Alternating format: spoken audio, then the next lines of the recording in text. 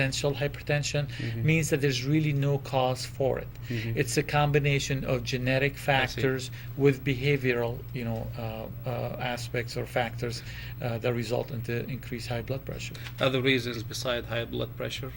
Coronary artery disease or blockages in the heart, that's definitely high up in the list, number 2. But that is related to high cholesterol. Cholesterol plaque that will be deposited within the arteries of the heart, and it will cause damages with heart attacks, little by little, until the heart gets damaged enough to cause heart failure. Again, this is the River City Forum, and we are with Dr. Asim Farhat. You can join the show by calling 267-8855, 267-8855. And again, as I said, this is the only live, and this is the only show where we can get free consultation. As I've told you many times on my show, there is nothing free in America except on Nabil Seyam's live TV show here. We can give you consultations we've had lawyers as well in the show, and we've given free consultations. It was good. And what about alcohol in relationship to causes of heart failure?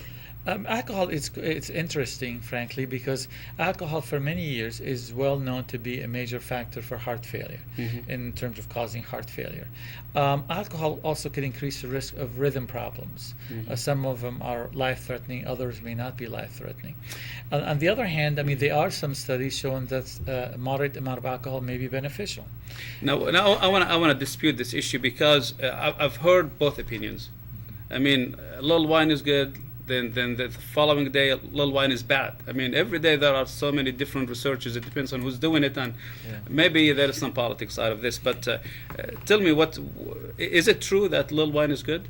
Well, there are several studies, mostly in Europe and here, that have shown that a moderate amount of red wine, that's the one was studied, has some effect as an antioxidant. It means it thins the blood, decreases a little bit the forming of plaque in the arteries. This effect, however, could be also obtained by many other things besides alcohol, like grape juice, like even. Are we talking about alcohol with? A wine with alcohol or an-alcoholic wine? No, it's a alcoholic wine. Okay. Right. So those studies have shown that the people, they usually have groups of patients or people. Some drink regularly, some don't, and they monitor them over time, and they see the incidence of heart attacks.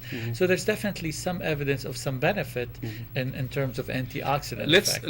Has anybody done any study on the Italian? Italians, they drink a lot of wine. I think mostly were done in France.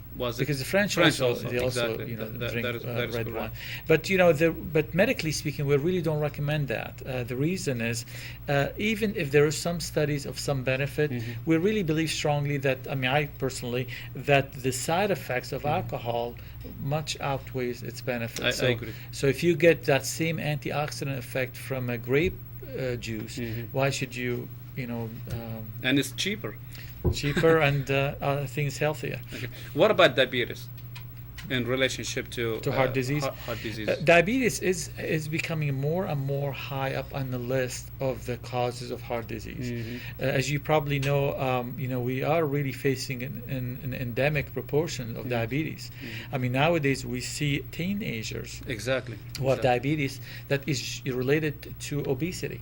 That is not the type of diabetes you develop as a child. It's the type what we call adult onset or type 2 diabetes. We see them in teenagers because of the body mass index increase and the obesity problem that we're facing.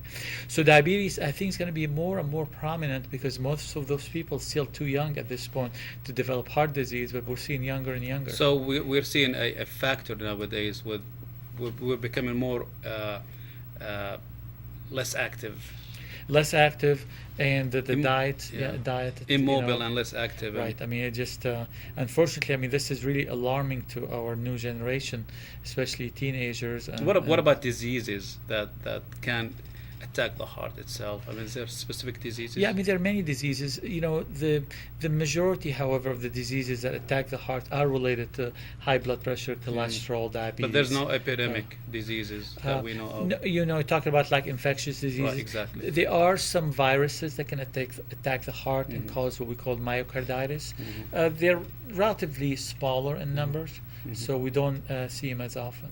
Okay, we have on line one, I believe Muhammad. Muhammad, yeah, I have called twice before on your show. Muhammad, could you please turn down your volume? I just did. Thank you, sir. All right, thank you.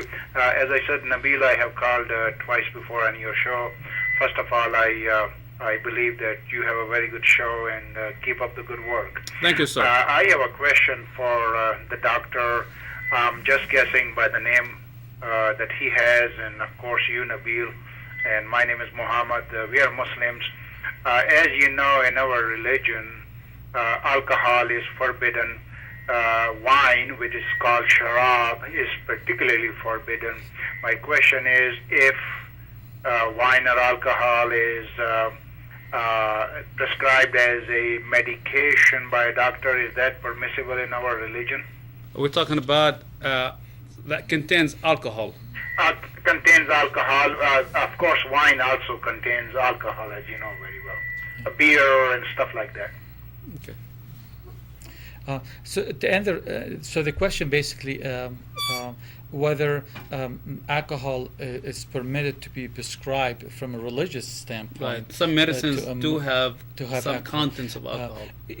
As you know from our religion, Islam in general, wine is definitely, all kind of alcoholic beverages are totally forbidden.